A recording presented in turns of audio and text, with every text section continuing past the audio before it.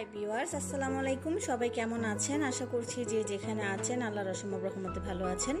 রেহানা করিম blogs থেকে আমি আবারও চলে আসলাম একটা নতুন ব্লগ নিয়ে। তো আমি আজকের ব্লগটা আসলে আমি সারাদিন কি করি সকাল থেকে বিকাল অবধি সেটাই শেয়ার করব। আর আমি সকাল থেকে সেই জন্য আমার ভিডিওটা শুরু করেছি, যেহেতু আমার হেল্পিং হ্যান্ড নাই, সো এখন আমার সকাল থেকেই কাজ করতে হয়। আর আজকে তো আমার বুয়াও আসে নাই। তো যাই হোক, আমি সকালে নাস্তা দিয়ে শুরু করলাম। নাস্তা বানাচ্ছিলাম, সবাই ঘুমোচ্ছিল। আমার বড় ছেলে টিচাররা শো করতেছিল আর ছোটো ছেলে আর আমার হাজব্যান্ড ঘুম ছিল। এর মধ্যেই আমি পরোটা করে নিচ্ছিলাম। পরোটার ডোটা আমি রাত্রে করে ফ্রিজে রেখে দিয়েছিলাম, যাতে একটু আগিয়ে রাখতে পারি। সকালে উঠে আসলে এত কিছু একসাথে করার কথা হয়ে ওঠে না, তাই। তো যাই হোক, নাস্তা রেডি করলাম, পরোটাটা ভেজে নিলাম, সাথে একটু আলু ভাজি করলাম। একটু ঝোল দিয়ে আলু ভাজিটা পছন্দ করে, তো ঝোল দিয়ে আলু ভাজিটা করে নিলাম। আর সবাই উঠে গেছে এতক্ষণে, সবাই নাস্তার টেবিলেও চলে আসছে, আর আমার ছেলের টিচারও অলরেডি চলে গেছে। তো যাই হোক, পড়া শেষ, আমরা নাস্তাও করে নিলাম। নাস্তা করা শেষ হয়ে গেল, আমি আর নাস্তার ভিডিওটা পুরোপুরি করলাম না। এরপর নাস্তা করে আমার তাড়াহুড়া করে একটু বাজারে যেতে হয়েছে, কারণ আমার বাজার সবজি কিছুই ছিল না। তো আমি বাজার করে নিয়ে আসলাম, সবজি নিয়ে আসলাম অনেকগুলোই, কারণ আমাদের এলাকায় লকডাউন পড়ে গেছে, রেড জোনে আছে আমাদের এলাকা। সো ওই জন্য ভাবলাম একটু বেশি করেই সবজি নিয়ে আসি। তো গেলাম বাজারে, আমার হাজব্যান্ড সহ বাজারে গিয়ে বাজারে ভিডিওটাও আর করি না, আসলে অনেক লোক ছিল। এখন যে লকডাউন, আসলে এটা কেউ বোঝাই যাচ্ছে না মানুষকে দেখে। তো যাই হোক, আমি বাজার করে নিয়ে আসলাম। এই যে দেখছেন, তাজা তাজা ভেন্ডি, পটল, বেগুন, প্রত্যেকটা সবজি অনেক তাজা ছিল, প্রচুর তাজা ছিল। দেখতে অনেক লোভ লাগছিল। তাজা তাজা বেগুন, পটল, শসা, আলু আনলাম। আর বাজারে গিয়ে জানতে পারলাম সবজিরও একটু দাম বেড়ে গেছে। এখন প্রত্যেকটা সবজির মোটামুটি অনেক দাম, আলুর দামটাও বেড়ে গেছে। তো যাই হোক, বাজার করে নিয়ে আসলাম। এটা পুরো আমার এক সপ্তাহ চলে যাবে। এখানে আমি ঝিঙ্গাও নিয়ে এসেছি। আজকে শুধু আমি বাজার করেছি সবজির, কোনো মাছ বা মাংস আনিনি, কারণ মাছ মাংস ছিল, তাই মাছ মাংসের বাজারটা আমি আলাদা করব। আজকে অনলি তরকারির বাজারটাই করেছি, সবজি বাজার। কারণ সবজির মধ্যে আমার বাসায় তেমন কেউ সবজি খায় না, সত্যি কথা বলতে গেলে আমি সবজি খাই। আর সবজির মধ্যে অনলি ভেন্ডিটাই আমার ছেলে আর আমার হাজব্যান্ড খেতে চায়, বাকি সবজিগুলো আমিই খাই। আর আমার ছোটো ছেলে শুধু আলু, ওর পছন্দ হচ্ছে আলু। তো যাই হোক, অনেকগুলো সবজি, এই সবজিতে আমার মিনিমাম 10-12 দিন তো চলে যাবে, কারণ যেহেতু আমি একা খাই, সো যাবে। এর মধ্যে আবার ছড়া এনেছি, ছোটো ছোটো, এটাকে কি বলে, কচু, আমাদের চিটংয়ের ভাষায় এটা কচুর ছড়া বলে, ছড়া কচুটা ছোটো ছোটো, ওটা এনেছি। ওটা আবার আমার হাজব্যান্ড খুব পছন্দ করে, ওর জন্য ওটা নিয়ে এসেছি। ঝিঙাটাও ভালো লাগে, আমি ঝিঙাটা একটু ডিফারেন্ট করে রান্না করতে পছন্দ করি। কোনো এক সময় শেয়ার করবো, নিচে দিয়ে ঝিঙা রান্না করি আমি। তো যাই হোক, অনেকগুলা সবজি দেখতেই পাচ্ছি নিয়ে এসছি, এগুলা গোছাতে হবে, ফ্রিজে রাখতে হবে।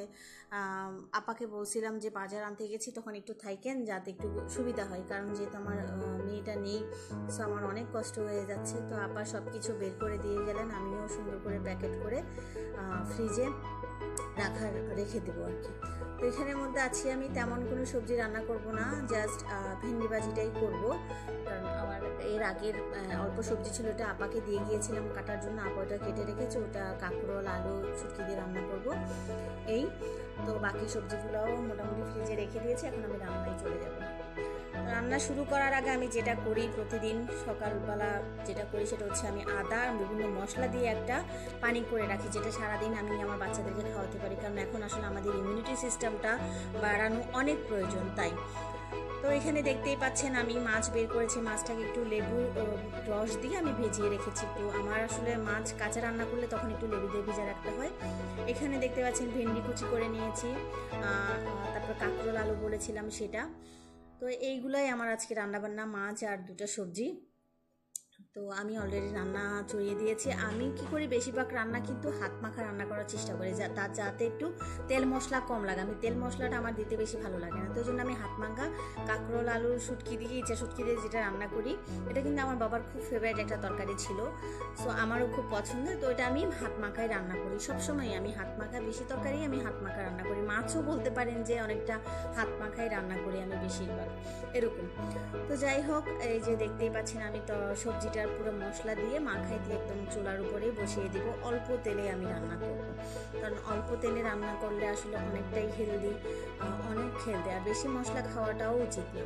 অন্য চুলায় আমি ভেন্ডিটা বসিয়ে দিব, কারণ অলরেডি কিন্তু প্রায় 12:30 কি 1:45 বেজে গেছে। তো এর মধ্যে 12:30 বেজে গেছে অলরেডি। তো এর মধ্যে যদি আমি 1টার ভিতর রান্না শেষ হয়ে, যেহেতু আমার হাজব্যান্ড 2টা বাজে ওর অফিসে যাবে, ওর অফিসে 2টার জন্য বের হয়ে যেতে হবে, খেয়ে বের হয়। তো তাড়াহুড়া করছিলাম যে কিভাবে রান্না, কারণ এখনও রান্না কিছু হয়নি। আজকে যেদিন আসলে বাজার আনি না, সেদিন আমাদের প্রত্যেকটা আপুদের বাসায় আমি জানি বাজার যেদিন আসে সেদিন কিন্তু আমাদের একটু কাজ সব কিছুতে লেট হয়ে যায়। তো এই তো আমি তরকারি অলরেডি একটা চাপিয়ে দিয়েছি মশলা দিয়ে, যেটা আমার সবজি কাঁকরোলের, সেটা আমি করে নিয়েছি। পানি টানি দিয়ে একদম চুলায় বসা দেবো সব কিছু দিয়ে, জাস্ট এটা হয়ে গেলে নামিয়ে নিব, আর কিচ্ছু করতে হবে না এটা। আর অপর চুলায় ভেন্ডি ভাজিটাও বসিয়ে দিচ্ছি। তাড়াহুড়া করছি, জানি না কি করছি কি না করছি। আসলে এদিকে ভিডিও শ্যুটটা করছে আমার হাজব্যান্ড, ওকে বলেছি তুমি একটু ক্যামেরাটা ধরো, তো ও ধরছিল আর আমি ও শ্যুট করছিল, আমি কাজ করছি। আর এক হাতে সব কিছু মানে একজনে আসলে পসিবল হয় না, আর অভ্যাস হয়ে গেল তো একদম না। আমার একটা অভ্যাস হয়ে গেছে যে আমার হেল্পিং হ্যান্ড ছিল, সো এখন আমার একদম সব কিছুতে যেন কেন যেন আমার হাতটা স্লো হয়ে গেছে। তো যাই হোক, আমি সব কিছু প্রিপারেশন করে নিচ্ছি। সবজিটার চুলাটা জ্বালিয়ে দিলাম। এখন আশা বেশিক্ষণ লাগবে না আসলে, যেহেতু 2 চুলা আছে। তো ভেন্ডি ভাজির পেঁয়াজটাও আমি দিয়ে দিলাম, ওই পাশে চুলাটা তরকারি দিয়ে ঢাকনা দিয়ে দিলাম। এটা আর কিছুই করতে হবে না, ঢাকনা দিয়ে দিলে একদম হয়ে যাবে, এটা আর তেমন কিছু করতে হবে না। তো ভেন্ডি ভাজিটাও আমি বসিয়ে দিচ্ছি, ভেন্ডি ভাজিটাও আমি বসিয়ে দিলাম। কারণ আমার বাচ্চা ছোট ছেলে, ও আবার একটু ভাত একটু পরপর ভাত চাই, কারণ ও নাস্তা তেমন একটা খায় না, নাস্তা কিছু খেতে চায় না। ও সবসময় ভাতের প্রতি ওর একটা দুর্বলতা। মাশাআল্লাহ, আপনাদের সবার দোয়ায় আমার ছেলে ভাতটাই বেশি ফেভার করে। তো আমি ভেন্ডি ভাজিটাও খুব সিম্পলই করি। ভেন্ডি ভাজি তো আমি এত অর্ডিনারি কিছু দিই না, জাস্ট একটু হলুদ দিয়ে আর পেঁয়াজ দিয়ে ভেন্ডি ভাজিটা করি। কাঁচামরিচ তেমন একটা ইউজ করি না, কারণ আমার বড় ছেলে ঝাল খেতে চায় না, আবার ছোটোটা প্রচণ্ড ঝাল খায়, সে আমার মতো অনেক বেশি ঝাল খায়, আর বড়টা একদম ঝাল খেতে চায় না। তো যাই হোক, আমি ভেন্ডিটাও একটু হালকা হলুদ দিয়ে জাস্ট পেঁয়াজ দিয়ে ভুনা করার জন্য, ফ্রাই করার জন্য বসিয়ে দিয়েছি। এখানে আমি আর কিছুই দিব না, জাস্ট যখন ভেন্ডিটা হয়ে যাবে তখন লবণটা। এখানে একটা ছোট্ট টিপস দেই আপুদের জন্য, যারা ভাজি করেন, ভাজিতে কখনো লবণটা প্রথমে দিবেন না, তাহলে কিন্তু ভাজির কালারটা নষ্ট হয়ে যায় এবং ভাজিটা কেমন যেন একটু নরম নরম হয়ে যায়। আর ভেন্ডি ভাজিতে তো নাই, তাহলে লোডটা চলে যাবে। আপনারা যে কোনো ভাজিতে লবণটা যদি ভাজিটা নামানোর আগে দেন, তাতে কিন্তু খুবই মানে টেস্ট হয় ভাজিটা। অনেক সময় দেখেন আলু ভাজি একটু ভেঙে যায়, বা ভাজি করলে ভাজিটা একটু নরম হয়ে যায়, অনেক সময় সেটা খেতে চান। যেমন ভেন্ডি ভাজি যদি একদম আঠালো হয়ে যায় না, কেউ খেতে চায় না। তো সেই জন্য আমি কি করি, লবণটা পরেই দিই। সেটা যে কোনো তরকারিতে আমি লবণটা পরে দিতে পছন্দ করি, বিশেষ করে ভাজিতে আমি লবণটা দিই না আগে, কারণ লবণটা দিলে তাড়াতাড়ি সিদ্ধ হয়ে যায়, তখন দেখা যায় একটা কেমন যেন নরম নরম ভাব আসে, ওটা ভালো লাগে না, ঝোরঝোরা ভালো লাগে। তো এর মাঝে রান্নার ফাঁকে ভাবলাম ওদের খিদা লাগছে বলছে, তো একটু আম কেটে দিলাম। আমি অ্যাজ ইউজুয়াল যখন রান্নার ফাঁকে আমি একটু লেবু পানি খাই, আমি আমার জন্য লেবু পানিটা করে নিলাম, ওদেরকে আমি আমটা কেটে দিলাম। কারণ আমার বড় ছেলে বলছে মাম্মা খিদা লাগছে, আর হতে তো একটু টাইম লাগবে, সেই জন্য আমি ওদেরকে আমটা কেটে দিই, তোমরা এটা খাও ততক্ষণ। আর এখন তো ফ্রুটস খাওয়াটা আসলে খুব বেশি ইম্পর্টেন্ট, যে বললাম আমাদের বাচ্চাদের ইমিউনিটি সিস্টেম, আমাদের বড়দেরও রোগ প্রতিরোধ ক্ষমতা বৃদ্ধি করা খুব, যার জন্য ফল খাওয়া উচিত। তো আমিও লেবু পানি খেলাম, ওরাও ফল খাচ্ছে, আম কেটে দিয়ে এসছে। আমি এই ফাঁকে দেখলাম, দেখতেই পাচ্ছেন যে আমার তরকারিটা কিন্তু হয়ে গেছে অলমোস্ট। মাখিয়ে তরকারি রান্না করলে কিন্তু অনেক শর্টকাট হয় এবং টেস্টি হয়। আমি আমার মাকেও দেখেছি, আমার মা এভাবে কিন্তু বেশিরভাগ তরকারি রান্না করতো। আমি চুলা অফ করে দিয়েছি। তো আমার সব রান্না মোটামুটি ডান। মাছটা আর দেখালাম না, আমার মাছ রান্নাটাও হয়ে গেছে, জাস্ট চুলায় যে বসিয়েছি সেটা দেখিয়েছি। মাছ রান্নাও ডান, সবজিও ডান, সব কিছু ডান। এখন আমি খাওয়ার টেবিলে সব কিছু রেডি করে নিব। এই যে সবাই খেতেও অলরেডি বসে গেছে। তো আজকে আমি আপনাদেরকে একটা নিউজ দিব, সেটা হচ্ছে আমার আয়ান সোনামণি নিজের হাতে খেতে শিখে গেছে। ও মাশাআল্লাহ এখন নিজের হাতে পুরোপুরি খেতে পারে, ওর এখন আর কোনো হেল্প লাগে না যে ভাতটা মাখিয়ে বসে দিতে হবে না। মাশাআল্লাহ আমার ছেলে নিজের হাতে খেতে শিখে গেছে। আসলে বাচ্চাদেরকে এরকম সবার সাথে নিয়ে বসে না, ওরা শিখেই যায়, এক পর্যায়ে নিজে নিজে খেতে শিখেই যায়। তো ও বলছে যে ও তো আর বলতে জানে নিজের হাতে খাবো, ও বলে হাত দিয়ে খাবো, হাত দিয়ে খাবো, মানে ওর হাত দিয়ে খাবে সেটা বলতে পারে না। তো আমি বলছি ঠিক আছে খাও, সমস্যা নেই। তো নিজের হাত দিয়েই খেলো। আসলে ও মানে বাচ্চারা অনুকরণ প্রিয়, যা দেখবে সেটাই শিখে। তো যাই হোক, আমার বড় ছেলে ভাত খেলে অনলি ভেন্ডি ভাজি দিও, ভেন্ডিটাই খাবে, মাছও খায়নি, আর সবজি অন্যটা ওটা তো খাবেই না। দেখছেন আমার আইন সোনামণি মাশাআল্লাহ নিজে নিজে খেয়ে নিচ্ছে, নিজে নিজে খেতে পারে।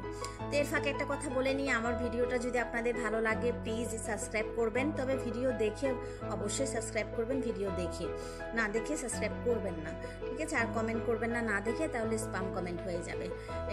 আশা করছি আমার ভিডিওগুলো যদি আপনাদের ভালো লাগে আপনারা অবশ্যই সাবস্ক্রাইব করবেন, লাইক দিবেন, কমেন্ট করবেন, যদি পারেন অবশ্যই আপনাদের ফ্যামিলি মেম্বারদের, বন্ধু বান্ধবদের কাছে শেয়ার করবেন।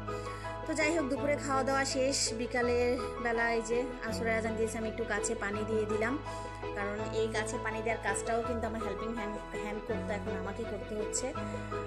কারণ সকাল বিকাল দুই বেলা গাছগুলোতে আমরা যেমন মানুষরা খাই, গাছেরও একটা খাদ্য প্রয়োজন, তো সেই জন্য গাছে পানি দেওয়াটাও জরুরি। এই জন্য সকাল বিকাল দুই বেলায় আমি গাছে পানি দিতে হয়, আমাকে গাছে দেই, কারণ আমার গার্ডেনিংটা খুব পছন্দ। আমার ব্যালকনিতে ইতিমধ্যে অনেকেই জানে মাশাআল্লাহ সব কিছুই আছে, মোটামুটি ফলের গাছ, সবজি অনেক কিছুই আছে। অনেক সময় দেখা যায় আমি এখান থেকে সবজি উঠিয়েও খাই, যেমন শাক, অনেক সময় শাক উঠাই খাই।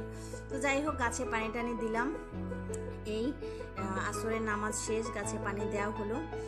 তো আমার আজকের ভিডিওটা এই পর্যন্তই। যদি আপনাদের ভালো লেগে থাকে প্লিজ আমার সাথে থাকবেন, আমাকে একটু সাপোর্ট করবেন। সবাই ভালো থাকবেন, সুস্থ থাকবেন, বাসায় থাকবেন, যেহেতু এখন একটা মহামারী চলছে, একটু সাবধানে থাকার চেষ্টা করবেন। এখন যতটা সাবধানে থাকবেন, সচেতন থাকবেন, ততই কিন্তু সুস্থ থাকবেন। আর একটা কথা মনে রাখবেন, আপনি যদি নিজে ভালো না থাকেন অন্যজনকে ভালো রাখতে পারবেন না। আমরা যারা গৃহিণী আছি বা হাউস ওয়াইফ আছি, আমাদের কিন্তু এটা খুব ইম্পর্টেন্ট, আমরা নিজেরাও ভালো থাকবো, অন্যকেও যেন ভালো রাখতে পারি। সেই দোয়াটা সবার জন্য রইল।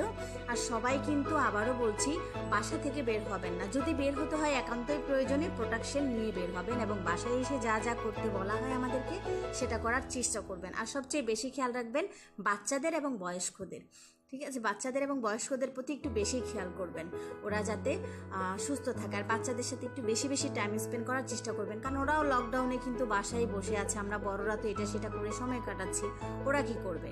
তাই ওদেরকে একটু সময় দেওয়ার চেষ্টা করবেন। সবাই ভালো থাকবেন, সুস্থ থাকবেন। আল্লাহ হাফেজ।